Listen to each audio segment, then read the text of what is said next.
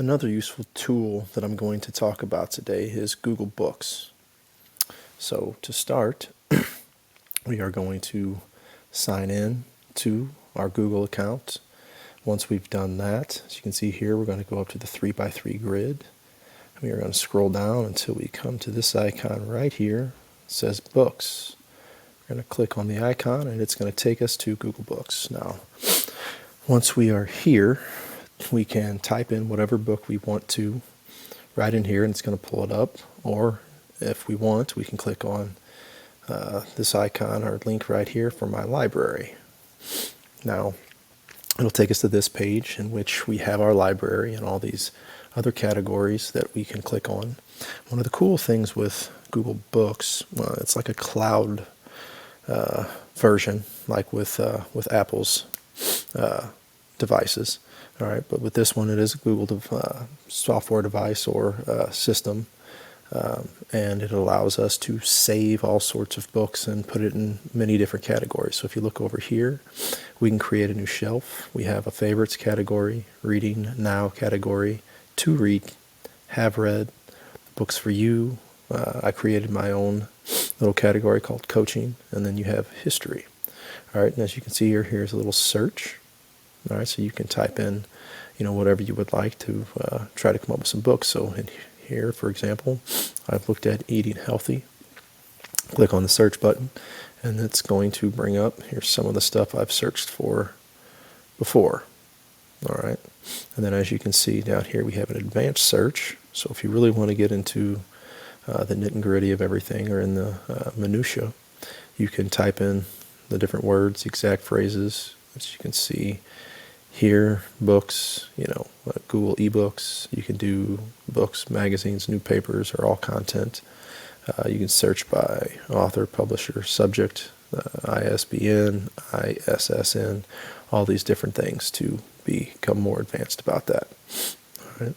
So if we go back, let's go back to my library. You can see here if I scroll down, here's some of my browsing history. I've typed in these books, some of my favorite books. All right, shows them in that category. Books I'm reading now, books that I want to read, and books that I have read. So if we go up here, we can type in here for Google Books. We'll type in Jim Tressel, The Winner's Manual. Okay, so we can click on that. It's the book we're looking for. And it's going to bring up a preview of the book. Now, some of the books that we click on may actually let us read the whole thing. But as you can see with this one, scroll down and it's going to give us a little preview. Let's see. How far down does it let us go? Let's just let us go to, looks like 15 to 270 are not shown. So it gives us about 15 pages, and in that we can probably tell whether or not we actually want to read the book. And then if it is something that you want to read, you can go right here and actually buy the ebook from Google. All right, so that's pretty cool. And then if you go up here, say you don't want to buy it right now, you can go to Add to Library, and it's going to give you this list of different things of what category that you would like to put it in. So maybe I want to read it, so I would click here, and then it's added to the to read category. So let's go back to books. As you can see here, it's in the to read category. Okay.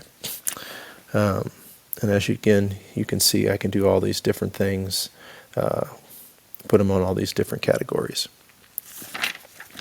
And as you see here, let's click on John Steinbeck's Tortilla Flat. You can click on the book here.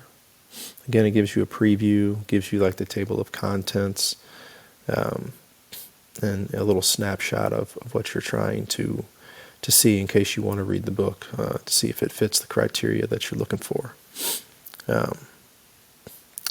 Some of the other things that you can do is, you can click on here, let you jump to certain pages right off the bat, in which, maybe you know exactly where you stopped, so you can go to that instead of having to scroll through everything. So you can see here's the settings. All right, you can try the new Google Books, go to My Library Help or do an advanced book search, which we've already gone into those things. So let's go back to Google Books.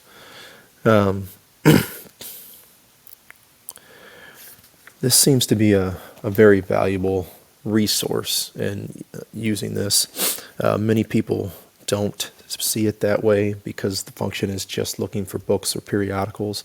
But this could definitely help you or your class try to narrow certain things down if you're doing certain types of projects on certain topics, or if you're trying to send out certain material to colleagues and stuff like that. This could be a very, very useful tool, and learning how to use this can definitely be a huge and invaluable resource to gather that information and put it all into one place. So in doing that, I do believe, again, that this is a very valuable resource and one that is definitely underutilized.